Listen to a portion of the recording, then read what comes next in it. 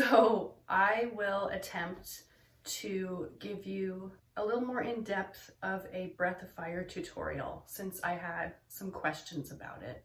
And nothing really beats like an interactive conversation, because questions and answers are how we grow and how we can get more accurate. Different people might have different ways of explaining it or possibly disagree with me, but I'm fairly particular about how I feel breath of fire should feel when you're doing it. The way someone had explained it to me one time, and it was actually a YouTube video I stumbled across, was super helpful to me. So hopefully this helps someone out there. First of all, like a dog panting, but through the nose.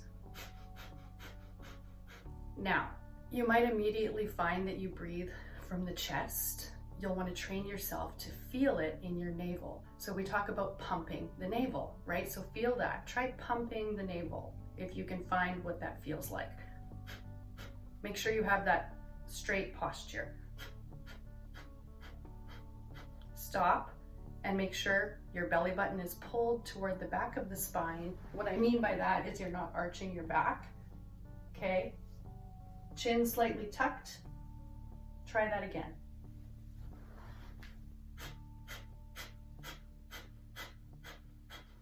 Now,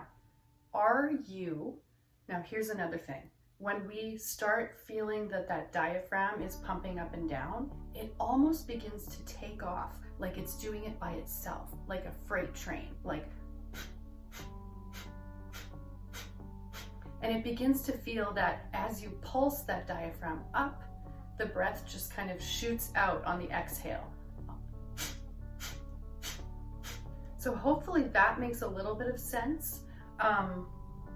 Sometimes I hear it explained in a different way that I don't feel is quite as effective.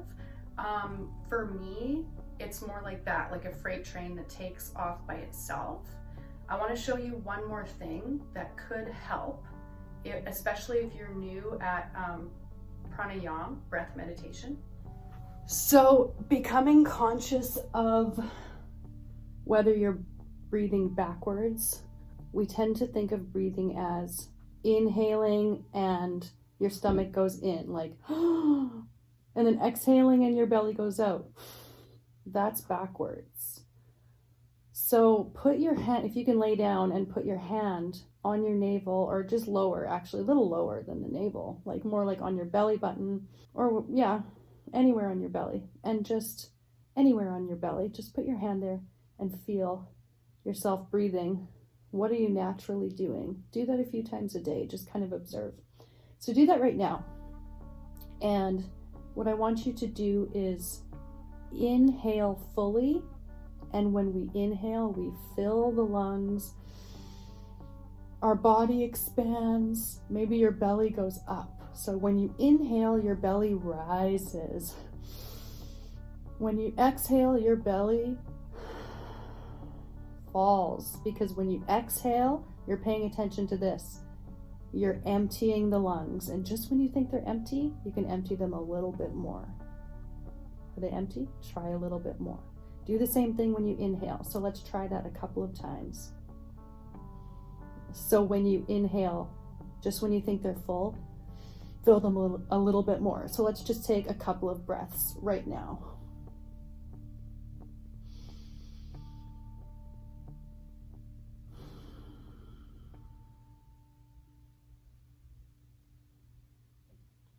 On the exhale, pull that belly button down to the floor. Make that lower spine go toward the floor.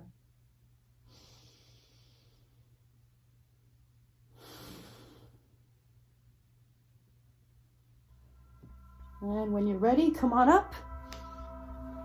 So come on up, sit in easy pose. If you want to put your hands in Gyan Mudra, or you can just put the hands on the knees. If the hands are in Gyan Mudra, back of the hands on the knees. Like that. Okay. So now we're going to try breath of fire again, thinking of all the tips.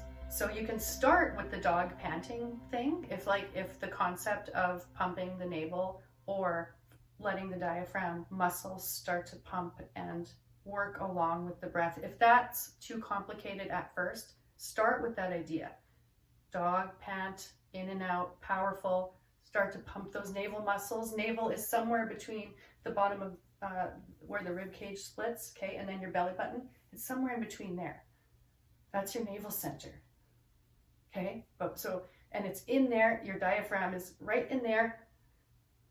And let's try that for 1 minute, rhythmically. And the last thing that I really want to drive home is a lot of people will do breath of fire like way too fast. Not that I'm not judging if you like doing it really fast, but I personally, my breath of fire has so many benefits for me personally, and I can sit there and do it for like half an hour straight if I have my own rhythm. And it's not that fast for me personally. It's quick, yes, but it's not rushed. It's just kind of a steady pace, and away you go. So give that a try, find your own rhythm.